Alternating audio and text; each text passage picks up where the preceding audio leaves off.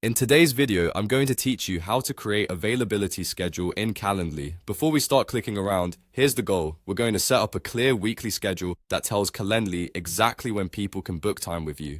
This keeps your calendar organized and avoids the back and forth of finding a time that works. First, open Calendly and head to your availability area. You'll land on the schedules page, which is where all your availability lives. If you've never created one before, you'll see a default schedule in place. Make sure the time zone shown matches where you want to take meetings. If it doesn't, update it so your times display correctly for invitees. Next, look for the drop-down next to current schedule. This menu lets you view, switch, or create different schedules, which is helpful if you keep separate hours for different roles, seasons, or teams. Click that drop-down so we can add a new one. Now choose Create Schedule.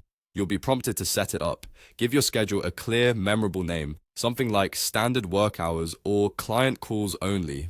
Names matter because they make it easier to switch schedules later. Confirm the time zone if it's shown here too, then continue. From here, adjust the days and times you want to be available. Turn on the days you take meetings and turn off the ones you don't.